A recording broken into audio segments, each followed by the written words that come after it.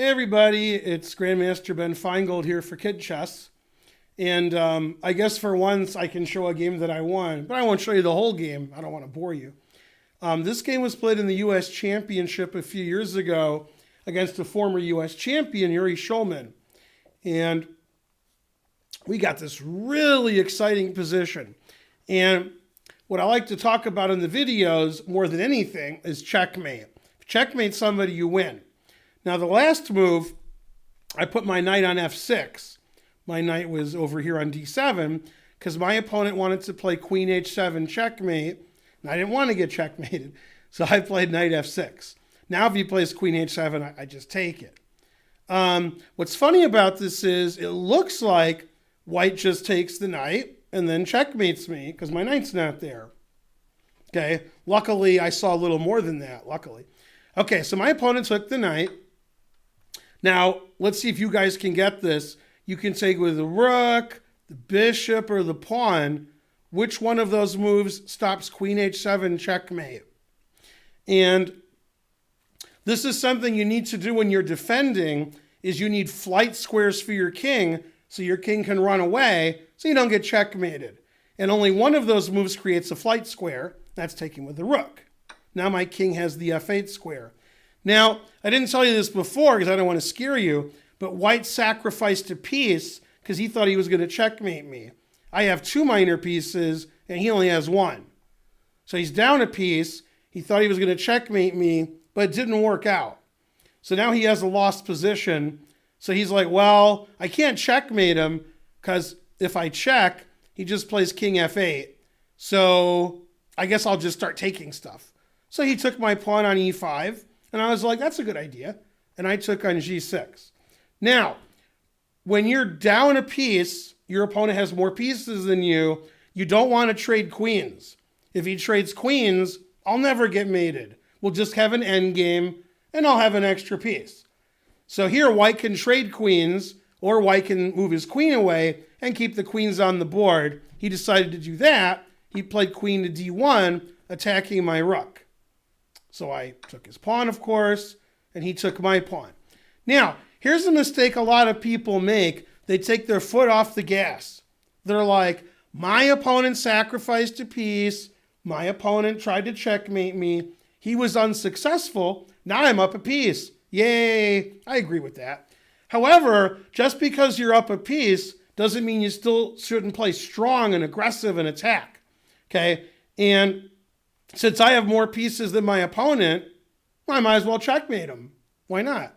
Okay, so I played a rook to g4. I want to get my queen and rook over here, and then I could play f4 attacking his knight, and I could start attacking him. Okay, he played queen f3 defending, and I was like, but I want to attack. I want to checkmate you. And I played knight e4. Paul Morphy style, get all my pieces over there and attack him. And after knight e4, that was a tricky move that I made. I had to calculate. And the move that I calculated was him taking my f5 pawn. Let's go back. Notice my f5 pawn is defended 3 times. So I'm not very worried. But after knight e4, my f pawn is not defended 3 times. It's only defended twice. So my opponent's like, oh, I could take that f pawn. And he did.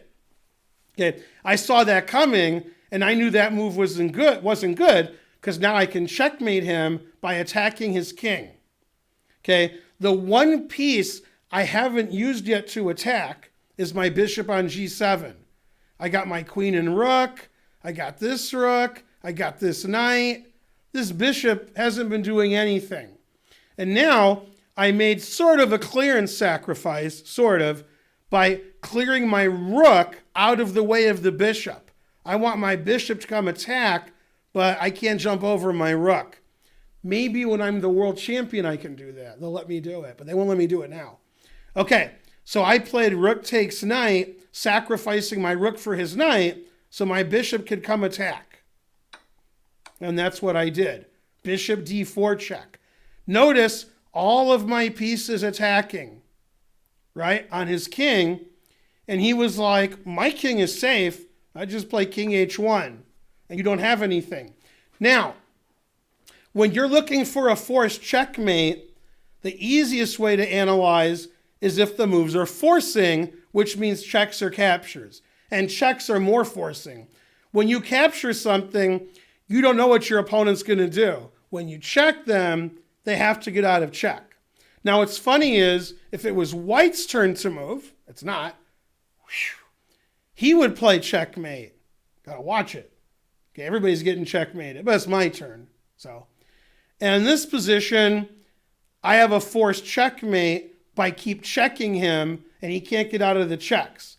The reason his king is safe, the main reason, is because of his pawns.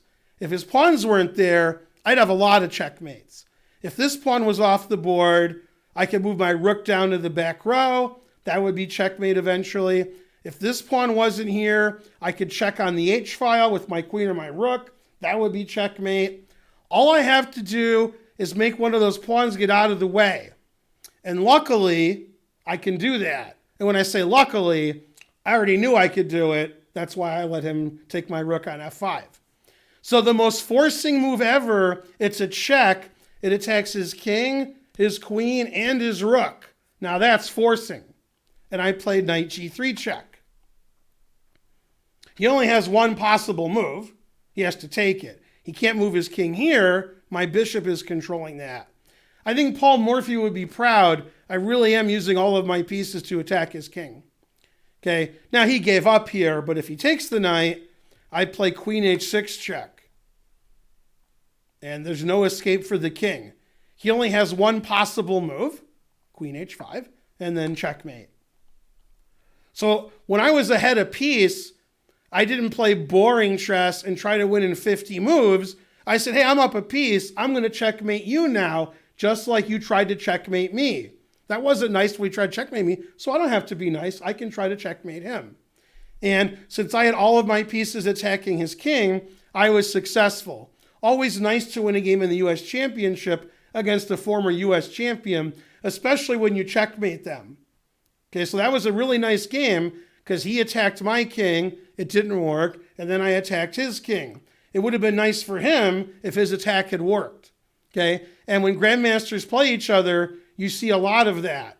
Both sides have winning chances, and one side wins. Sometimes the game is a draw, but when I play Yuri Shulman, we like to attack each other, and we're good friends off the board, but on the board, it's a big fight. I hope you liked that position as much as I did. I'm sure you liked it more than Yuri did, because he ended up getting checkmated. I'm Grandmaster Ben Finegold here for Kid Chess. Bye, everyone.